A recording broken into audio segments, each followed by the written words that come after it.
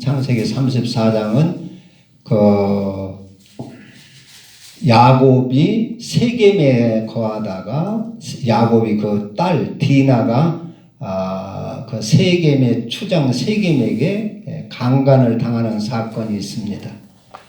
창세기 34장은 그래서 야곱의 아들 그 시므온과 레위가 그들을 복수를 했어요. 우리 누이를 너희들이 창녀같이 대할 수가 있느냐 해가지고 그들을 할례 받게 해서 제3일 할례 받아가지고 꼼짝 못 아파서 할례 받아가지고 꼼짝 못하고 아파 누워있을 때 밤중에 시므온과 레위가 칼을 갖고 들어가서 그들을 다 남자들을 쳐 죽였어요. 그러니까 그 가나안 지역 세겜 지역이 파르칵 뒤집었어요. 아침에 일어나니까 집집마다 다 초상집이 돼가지고 막 고골하고 아주 알고댐 넣고 울어잡고 하니까 주위 인근 마을들 인근 부족들이 아주 아주 들썩했지요. 얼마나 들썩했겠습니까? 이거 이럴 수 없다. 이거 뭐 야곱 다 죽여야 된다. 야곱 씨를 말려야 된다. 아마 울분불분 난리가 났습니다. 그러니까 야곱이 겁이 덜컥 나지요. 겁이 덜컥 나가지고 야 여기서 이거 몰살하게 생겼구나. 그래가지고 아주 두려워 벌벌벌벌 떨면서 하나님 어찌 나에게 우리 집에 이런 일이 생겨야 됩니까? 어쩐 일입니까? 고심하는데 하나님께서 야 너 베델로 올라가라 그렇습니다. 베델로 올라가서 거기에 단을 쌓으라. 그리고 이 재앙을 넘겨라. 그러니까 그 야곱이 예갓집에 갈 때 베델에서 하나님 앞에 서운한 것이 있단 말이에요. 내가 집으로 예갓집에서 돌아올 때 나를 편안히 돌아오게 해주시면 이 베델에서 하나님 앞에 내가 단을 쌓고 예배를 드리겠습니다. 그리고 여기가 하나님의 전이 될 것입니다. 그리고 하나님께서 주신 것 중에서 10분의 1을 내가 꼭 하나님 앞에 드리겠습니다. 이렇게 서원을 했어요. 그런데 에서와의 화해도 이루어지고 해서 얼른 이제 베델에 와서 하나님 앞에 그 서원한 것 약속을 지켜야 되고 단을 쌓고 예배를 드려야 되는데 그것을 머뭇머뭇하다고 세겜이 너무 살기 좋으니까 세겜 땅에 너무 양치기 좋고 기름지고 살기 좋으니까 거기서 그만 주저주저 하다가 여태까지 하나님 앞에 약속을 소원을 지키지를 못했단 말이에요. 그것이 생각나고 하나님이 너 일어나서 베델로 올라가라. 거기서 단을 쌓으라 하는 것이요. 단을. 그러면은 그 재앙이 어려움 두려움에서 너를 지켜주시겠다 하는 것이죠. 예배를 우리가 무슨 어려운 일, 무슨 재난 같은 일들이 있을 때 한번 뒤를 잘 살펴보라는 것입니다. 이 일이 내게 왜 이런 일이 일어나는가? 또 이런 일을 통해서 하나님께서 바라시는 것이 무엇인가? 그것을 한번 살펴보라 하는 것이죠. 그 다윗은 이렇게 인구조사를 하다가 하나님의 진노를 받았어요. 하나님을 전적으로 의지하고 하나님께서 다윗을 전쟁마다 승리하게 하고 번성하게 하고 자꾸 강하게 했는데 나라가 부강해지고 군사가 많으니까 다윗이 그만 하나님 의지하는 것보다 우쭐해는 마음에 그 인구조사를 시켰어요. 야, 우리도 병력이 이만큼 많구나. 인구조사를 시켰어요. 그 속마음이 하나님을 떠나는 마음이었어요. 그래서 하나님이 진노를 합니다. 결국 그렇게 그 병력이 많은 것을 인구가 많이 늘어나는 것을 하나님 앞에 감사하고 영광을 돌리려고 인구조사를 했다면 괜찮겠지요. 그런데 하나님을 의지하는 곳에서 떠나가지고 자기 힘을 과시하기 위해서 인구 조사를 했어요. 그 속마음이. 그래서 하나님이 그것을 아시고 다윗에게 재앙을 내립니다. 전염병이 돌아서 하루에 막 7만 명씩 이렇게 죽어나갈 때, 하나님의 그 선지자가 다윗에게 와서 그래요.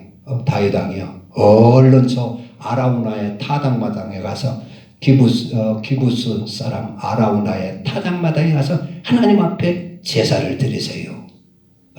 그러면 이 재앙이 끝날 것입니다. 그래서 다윗은 아라우나의 타작마당에 가서 은 50세겔을 주고 그 타작마당을 사고 소를 사고 농기구를 사가지고 거기서 하나님 앞에 제사를 드렸어요. 그러니까 그 전염병이 딱 정제되고 재앙이 이렇게 스톱된 사건이 있습니다. 그래서 여기 야곱도 이렇게 큰 두려움이 아주 가정이 완전히 이렇게 멸망할 위기에서 하나님께서는 너 베델로 올라가라, 거기서 단을 쌓으라 그럽니다. 그래서 이렇게 베델에 올라가서 하나님 앞에 단을 쌓고 복을 받는 내용이 35장입니다. 35장. 그래서 하나님께서 베델로 올라가라 해서 야곱은 그 말에 순종을 하고 그리고 베델에 올라가서 하나님 앞에 단을 쌓으니까 하나님께서 야곱을 다시 축복을 하시고 그에게 다시 약속을 합니다. 아브라함과 이삭에게 한 약속을 다시 해주십니다. 그래서 네 자손이 번성을 하고 그리고 이 가나안 땅을 내가 너와 네 자손에게 주리라. 그렇게 약속을 하시고 복을 주세요.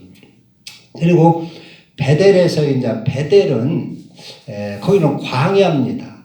광야. 사람도 인가도 없고 그래요. 그래서 야곱이 그때 이갓집에 갈 때 들에서 잠자리를 구하지 못해가지고 들에서 돌베개를 베고 이렇게 자고 그랬던 곳이에요. 그러니까 사막이고 광야고 사람 살기가 아주 어려운 그 광야입니다.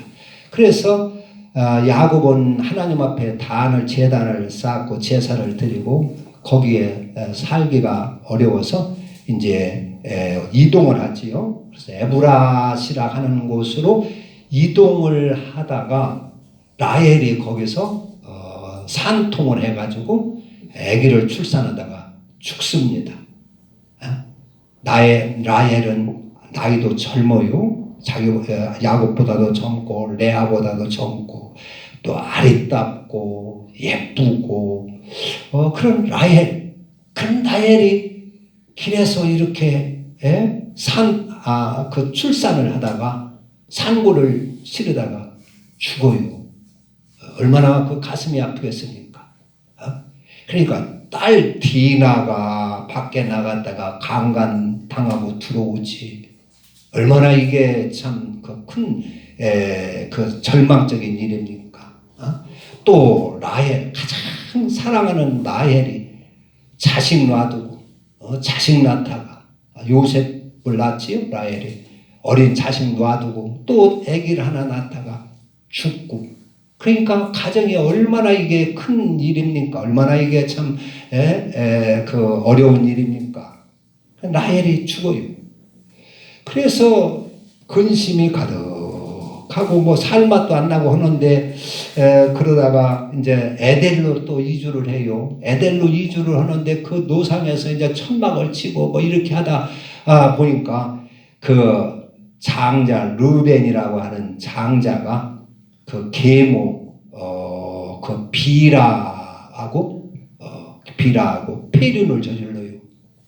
동침을 해요. 이것도 얼마나 가슴 아픈 일입니까? 이것도 어떻게 해결해야 됩니까? 이런 일. 큰아들이라는 자식이 계모 비라와 폐륜을 저질러 버리니. 이거 뭐 마땅히 죽여야 할 일인데 자식이고 가족이니 어떻게 합니까? 그게 참 아주 그런 말하기도 부끄럽고 어떻게 해결하기 대책도 세우기도 난감한 그런 일들이 야곱에게 벌어져요. 그런데 야곱에게 그런데 그런 와중에 그런 중에서도 하나님이 이런 것을 왜 기록했느냐면 이런 와중에서도 야곱이 하나님을 원망하거나 하나님을 떠나지 않았다는 것입니다. 그런 와중에서도 야곱은 믿음으로 꿋꿋하게 그런 모든 일을 이겨냈다 하는 것입니다. 할렐루야. 그런 그 아주 불행한 일들을 만났을 때 우리가 마음을 어떻게 쓰느냐 하는 것입니다. 아이고, 하나님 믿어야 소용없어. 하나님 안 계신가 봐. 하나님 나 버렸는가 봐. 이렇게 해가지고 믿음을 버릴 수도 있어요. 그런 우리가 인생을 살아가다 보면 이와 같은 험한 일도 많이 만나고 그럴 텐데, 그런 때 내 마음을 어떻게 관리하느냐 하는 것입니다. 그것을 보여주는 것입니다. 그런 일을 만나도 야곱처럼 절대로 믿음은 흔들리지 말라 하는 것입니다. 그것이 하나님 앞에 복받은 자라는 것입니다. 그게 하나님 앞에 뭐 부자가 되고 돈이 많이고 출세하고 이런 게 복받은 자가 아니라 그런 환난 가운데서도, 그런 험한 일 가운데서도 하나님 앞에 버림받은 것 같은 그런 상황에서도 믿음이 흔들리지 아니하고 하나님을 굳건하게 붙들고 의지하고 나가는 것, 그것이 참 복이라는 것입니다. 이 땅에서, 우리 인생에서. 그래서 우리 인간 인생에서 가장 큰 복은 하나님이, 내가 하나님을 떠나지 아니하고 하나님이 나와 늘 동행해 주고, 그것이 우리 인생에서는 최고의 복이다 하는 것을 여기서 가르쳐 주는 것입니다. 인생은 잘 살아도 한평생, 못 살아도 한평생, 고생하며 살아도 한평생, 편하게 살아도 한평생, 한평생 살고 끝나는 것입니다. 그런데 이 인생이 뭐냐? 인생은 하나님의 자녀들이 하나님의 법도로 살아가는 훈련장이다 하는 것을 알아야 됩니다. 이 땅은 잘 먹고 잘 살기 위해서 우리가 이 땅에 온 것이 아니라 하나님의 자녀로서 하나님의 법도로, 하나님의 말씀으로, 하나님의 계명으로 사는 훈련장이다 하는 것입니다. 여기 이 야곱의 이제 그 35장 23절은 야곱의 자손 12아들의 이름이 나오고, 36장은 에서의 그 족보가 쭉 나오고 있어요. 이 두 족보를 이제 비교하는데, 에서라고 해서 인생을 살아가는데 편하게 살아갈지는 않았겠지요. 에서도 뭐 별일이 다 있었겠지요. 뭐 에서도 뭐 사고도 있었고, 불의의 사고도 있었고, 자식들 자식들 때문에 고상 썩은 일도 있었을 것이고, 별일이 다 있었을 것이지만은, 에서는 그냥 그의 자손들의 이름만 쭉쭉 기록하고 말아요. 근데 야곱의 그 가족들은, 족보는 그 아주 사건들이 아주 말하기도 부끄러운 사건들, 숨기고 싶은 사건들, 좋은 일만 아니라 기쁜 일만 아니라 숨기고 싶은 그런 사건들도 다 노출시켜가지고 다 드러내고 있어요.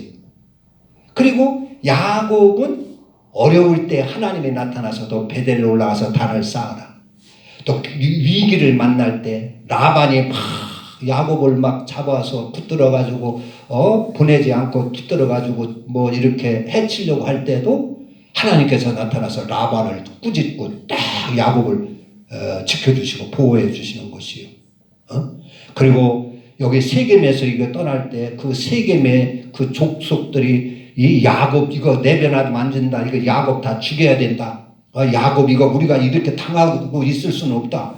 그래가지고 벌떼처럼 일어나서 팍 야곱을 죽이려고 막 이렇게 할 때 하나님은 그때 야곱을 거기서 떠나서 베델로 올라가게 해요. 좀 이렇게 잘 사정사정해 가서 그 사람들 잘 좀 화해를 하고 이렇게 일을 수습해가지고 이렇게 떠나도 이렇게 위험한 일인데, 그 사람들이 지금 보복을 당해가지고 지금 막 아주 사람들이 막 그 분노가 충천해가지고 말이에요. 야곱 그냥 다 죽이려고 하는 그때에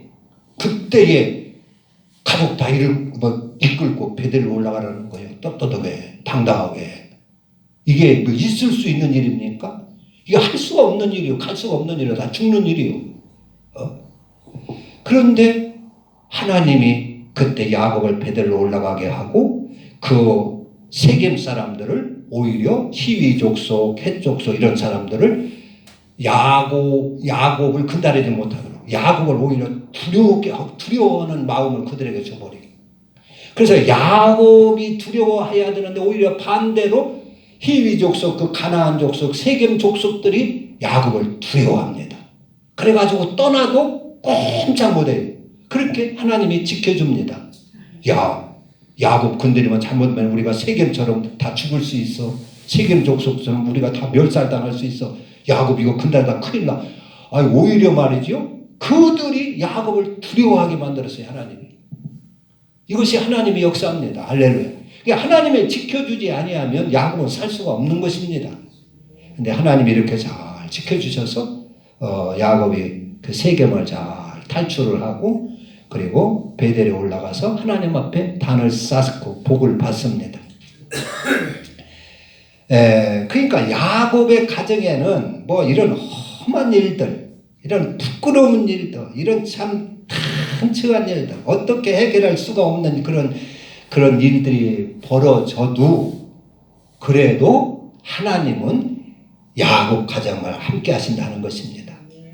야곱을 이끌고 야곱을 격려하고 야곱을 잘못할 때는 또 깨우쳐주고 지시하시고 안내하시고 이러시는 거예요. 야곱. 그게 복인 것입니다. 그게 택한 백성입니다. 그러나 에서의 가정은 지 멋대로 살아도 하나님이 아무런 간섭을 하지를 않아요. 결혼 문제 같은 것도 얼마나 중요한 문제예요. 근데 결혼도 뭐 가나안 이방 족속들 그냥 아무나 자기가 눈에 드는 사람들 취해가지고 아내를 만들고 그래요. 아내를 삼고. 그래도 부모한테도 상의도 하지 않고. 그래서 이삭과 리브가가 에서 그 문제, 그 결혼 며느리 문제로 아주 상심을 해요. 근심을 하고 걱정을 해요. 그 살맛을 안 나게 만들었어요. 에서는 결혼 문제 같은. 그래가지고 자기 마음대로 살아요. 그러면 자기 멋대로 살면 금방 좀 절단 나고 좀 망하고 막 화를 당해야 되는데 실은 그렇지는 않아요. 이 에서는요, 에서의 족보를 쭉 보면은 그 야곱은 외갓집에서 머슴살이를 하면서 양을 기르고 막 이럴 때 에서는요 아주 부자가 되어가지고요 그 군대를 400명이나 거느리고 이렇게 떵떵거리고 살았어요. 그리고 여기 쭉 36장 에서의 족보를 보면은요 막 거기 족장들이 한 20여 명의 족장들이 또 생겼어요. 20여 명의 족장들. 오늘날로 말하면 한 군수급 이렇게 되는 사람들 한 20여 명이 이렇게 자식들이 20여 명이나 그렇게 족장이 되었어요.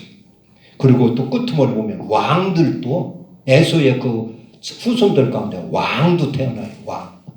그 당시 야곱은 겨우 자식들 12명 나가지고 말이죠. 이렇게 고생 지질하며 가정 문제 가지고 속을 썩고 막 이렇게 그냥 서로 살인을 하고 겁탈을 하고 뭐 어디 가서 강간을 당하고 오고 이렇게 시달릴 때 에서는요 그 가정이 얼마나 번성했는지 막 왕이 태어나고 막 족장이 태어나고 그래요.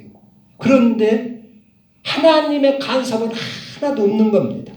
하나님의 간섭. 그래서 지금 같아서는 에서가 뭐 천하를 다 아주 정복을 하고 에서 세상에 드는 것 같은데 두고두고 보면 에서는 여기서 사라지고 말아요. 성경에서. 그리고 나중에는 야곱한테 다 지배를 당하고 맙니다. 그리고 가나안 땅이 야곱의 후손들이 가나안 땅을 다 차지하고 맙니다. 그러니까 하나님이 함께하는 자가 지금은 아무리 미약해도 하나님이 함께하는 자가 이렇게 승리하는 것을 여기서 보여줍니다. 하나님이 함께하는 자.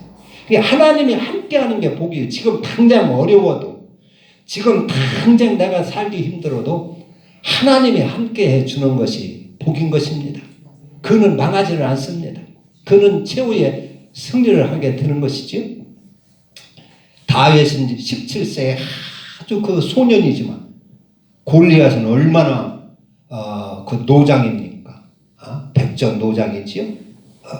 그 골리앗 상대가 되지를 않는데, 골리앗은 하나님이 함께하지를 않아요. 그러나 다윗은 하나님이 함께하는 사람이에요. 하나님을 찬양하고 양을 치면서도 하나님을 찬양하고, 하나님 이름이 욕을 먹으니까 골리앗이 막 하나님의 이름을 모욕을 하니까 팍 꺼내가지고 어린 소년이 저런 그 이방 개 같은 저런 놈이 있느냐고 말해 막 그래가지고 물맷돌을 가지고 가서 그 다윗과 골리앗과 해버린 막 그 대결을 한단 말이요. 자기 목숨 두려워하지 않고 하나님이 함께. 그러니까 그 어린 다윗이 골리앗을 물맷돌로 쳐눕히고, 그 골리앗의 형제가 5 형제가 있었는데 다윗이 그들을 다 쓸어버려요. 물맷돌. 그러니까 그 힘과 능력으로 비교해보면 도무지 골리앗의 상대가 되지를 않지만서도, 골리앗은 그렇게 힘이 강하더라도 하나님이 함께하지 않고 다윗은 하나님이 함께합니다. 그리고 그러니까 최후의 승리를 하게 되는 것을 보여줍니다. 그래서 우리가 하나님이 함께 해주는 것이 복이다. 근데 하나님은 누구하고 함께 해주느냐? 하나님의 지배를 받는 자와 함께 해주시는 것이죠. 하나님의 말씀, 법도를 받아 사는 자에게 하나님께서 함께 해주시는 것입니다. 모세가 하나님께서 그랬어요. 모세야, 애굽에 가서 내 백성을 인도해라.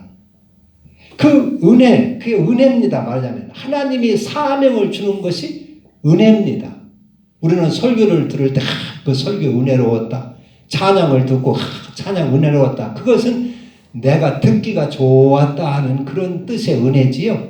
그러나 성경에 진짜 은혜를 받는 것은 하나님께 큰 사명을 받는 것이 은혜 받는 것입니다. 은혜 받는. 모세야, 너 애굽에 가서 바로에게로부터 내 백성을 구해와라. 이건 큰 사명이고, 이건 대단히 위험한 그러한 사명입니다. 그래서 그러나 그것을 받으면 은혜를 받는 것이, 하나님 앞에 은혜를 받는 것이에요. 그러면 하나님이 그와 동행해 주는 거예요. 그러나 그걸 거부하면 하나님의 은혜를 거부하는 것이 되는 것입니다. 모세가 하나님의 그 은혜를 받아요. 노아가 하나님의 은혜를 받아요. 누가 방주를 짓겠느냐?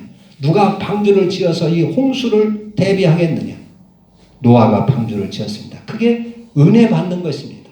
하나님 앞에 노아가 큰 은혜를 받은 것입니다. 방주를 짓는 은혜를 받은 것이에요. 모세는 애굽에 위험 무릅쓰고 애굽에 내려가는 것이 은혜를 받는 것입니다. 그걸 거부하는 것은 은혜를 거부하는 것입니다. 그 진짜 은혜는 그게 은혜인 거예요. 사명을 받는 것. 큰 위험한 일을 내가 담당하는 게 그게 은혜입니다.